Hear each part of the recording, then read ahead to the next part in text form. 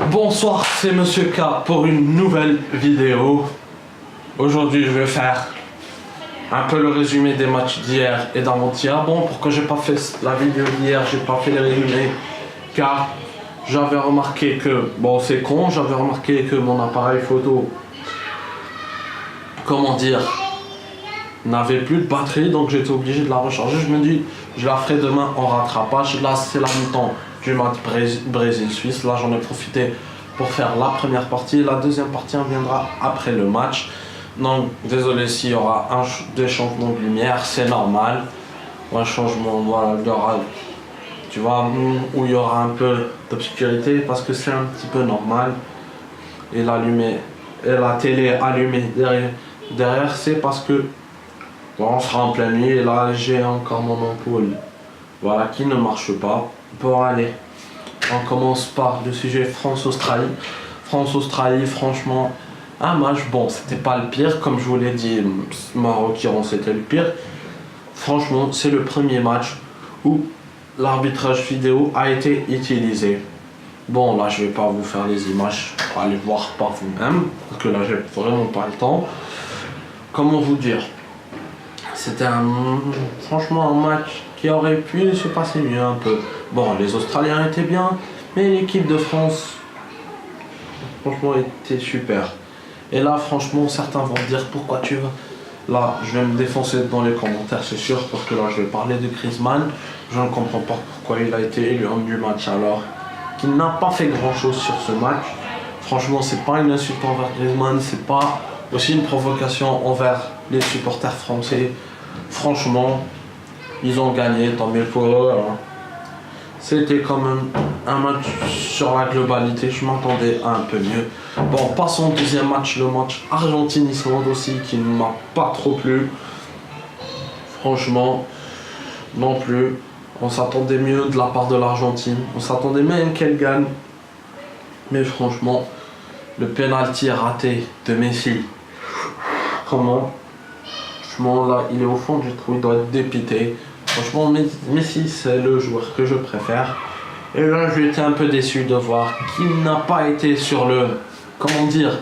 Qu'il n'a pas été à la hauteur de ce match. Pourtant, mais bon, c'est dommage. Espérons que lors des matchs face à la Croatie, le Nigeria se rattraperont. Allez, c'est pas grave. Sur la globalité, on s'attendait à mieux. Bon, je sais que là, c'est un petit peu court comme résumé. Mais bon, c'est difficile de se dire qu'il y a des... Comment dire? Qu'on aurait pu s'attendre à un match. Franchement, sur la globalité, il n'était pas tip-top. C'est vrai qu'il y avait de l'engagement sur les deux. Franchement, le but d'Aguero, j'ai aimé. Après, Phil Bogasson a réussi à égaliser. Bon, l'Islande quand même, qui est un des outsiders du groupe, là, du groupe D. Avec l'Argentine, le Nigeria et la Croatie. Franchement, sur la globalité, je m'attendais un peu à mieux. Passons au troisième match, le fameux match, comment il s'appelle, voilà, Pérou-Danemark. Le Pérou qui franchement a dominé, mais qui n'a pas su marquer. Et c'est dommage, quand on ne marque pas assez, voilà la preuve comme le match Maroc-Iran, même si on domine, même si on domine tout au long du match, hein, et bah quand on rate trop, ben ça peut se retourner contre nous. Franchement, le Danemark victorieuse 1-0. C'était quand même un match pas mal, on va dire moyen. Franchement, franchement, ça a été une belle partie. Autant pour le Pérou, autant que pour... Même Kasper a quand même fait pas mal d'arrêts. Kasper Schmeichel, le gardien de Leicester City, fils de l'ancien footballeur danois, Peter Schmeichel. Franchement, on doit dire non, c'est Schmeichel, bon, je sais pas. On en parlera un jour. Franchement, sur la globalité, match très intéressant. Bon, sur l'affiche, il n'avait pas l'air intéressant, mais c'est un match très intéressant. Passons au quatrième match, celui de Croatie-Nigeria. Franchement, le Nigeria, c'est à multiplier les erreurs. Ce n'est pas pour favoriser la Croatie, loin de là. Mais quand même, sur premier but, quand il était beau et la penalty de Luka Modric, un des piliers un des piliers du milieu croate et du Real Madrid. Franchement, ça faisait plaisir. Homme du match, je trouve qu'il le mérite. Mais bon, le Nigeria fait peut-être comme elle a pu, elle a essayé, la Croatie a été plus forte. C'est comme ça, le football, parfois c'est comme ça. Des fois, on n'est pas dans la tête des joueurs. Parfois, ils multiplient de nombreuses occasions, mais ils n'arrivent pas. Franchement, sur la globalité du match, c'était pas le meilleur. Mais je me suis quand même bien plutôt régalé. Bon, allez, les gars, on s'arrête sur cette journée 3. Et tout à l'heure, on passera sur la journée 4. Transition. Bon, là, on revient pour faire la journée d'aujourd'hui. Franchement, on débute avec le premier match Costa Rica contre la Serbie. Bon, je n'ai pas vu le match, mais j'ai vu un peu le résumé quand même. Navas, quand même super gardien au passage. S'il y a des Costariciens qui regardent ma vidéo et qui comprennent le français, on sait jamais, ou si vous ne comprenez pas, hein, voilà, pour traduire, dites-leur en commentaire, d'aller ajouter les sous-titres. Bon, ce n'est pas la question. Franchement, c'est un match super, mais qui a retransmis. On rejoue, on attaque, mais quand même, c'est... Bon, je sais, je dis trop quand même, mais je fais ce que je veux, c'est ma vidéo. Comme je le disais.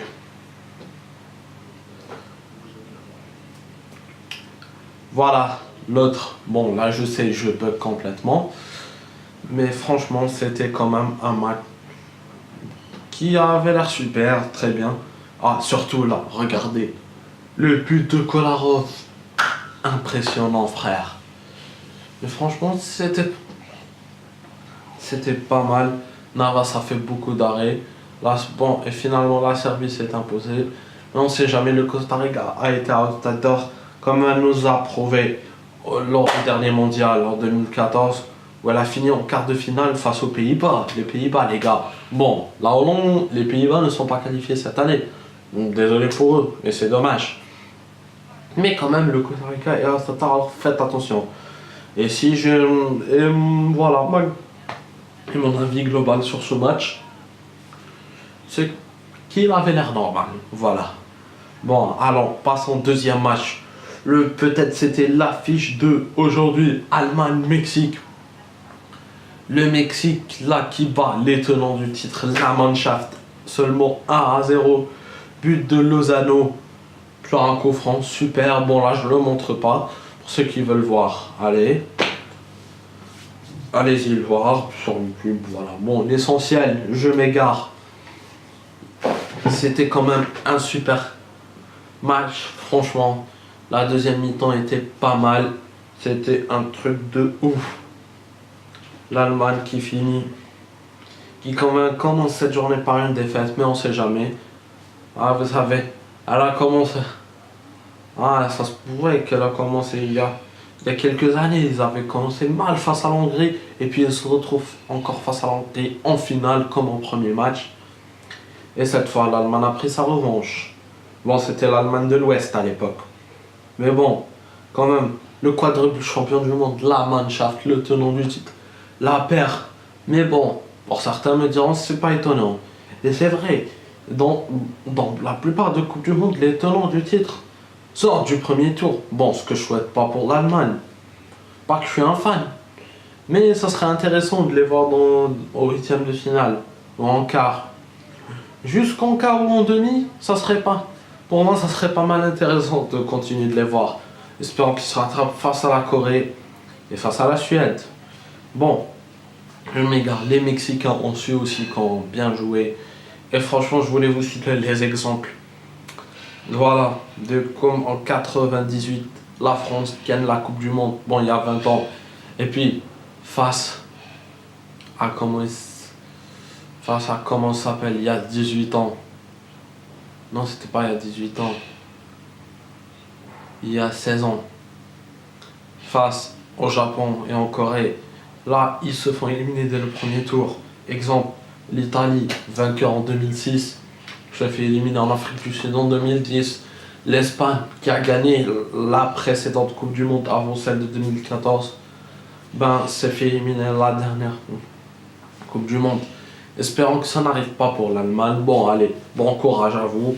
Malgré cette défaite, je vous souhaite, je souhaite encore que vous continuiez. Mais bravo, chapeau aussi aux Mexicains. Franchement, les deux équipes ont fait fort. Rien à dire. C'était un superbe match. Bon, pas le meilleur. Bon, mais je le mettrais dans mon top 10. Franchement, là, je le mettrais dans le deuxième meilleur match, là, après celui de l'Espagne et le Portugal. Bon, passons au troisième match, le dernier match, Brésil-Suisse.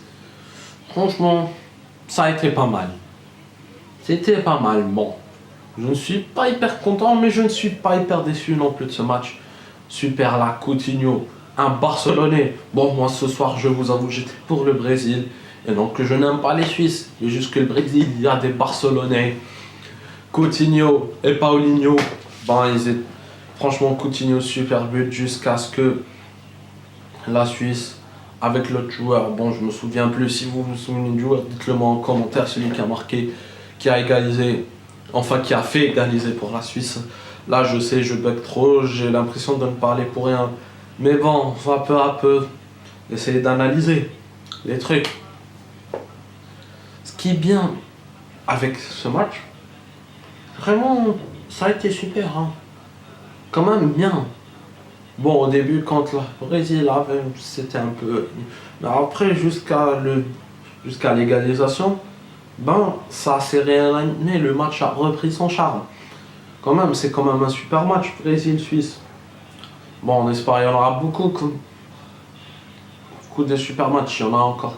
Bien super. Mais bon, j'avais oublié. J'avais oublié. Le résumé du deuxième match. Franchement, c'était pas mal. Les deux équipes ont géré, voilà, comme je l'ai dit tout à l'heure. Et là, le résumé actuel du match Brésil-Suisse, c'est qu'au début, c'était un peu fade, mais que ça a repris son charme dès la qualification suisse. Bon, franchement, bravo à deux équipes, bravo comme aux Brésiliens, comme aux Suisses, la Nati et la Seleção en force. Continuez. J'espère que vous irez loin. Et franchement, là, on arrive à cette fin de vidéo. Que voulez-vous que je dise? Franchement, c'était quand même une super journée. Et bon, les gars, et comme d'habitude, demain vers 13h, si vous vivez en Algérie, ou 14h si vous vivez en France, bon, ça dépend où vous êtes. Franchement, demain, le programme, je vais pas vous donner 2 heures, juste vous donner les rencontres qu'il y a. Demain, au début de journée, on aura, pour la 5e journée, on aura. Il y a qui déjà? On aura.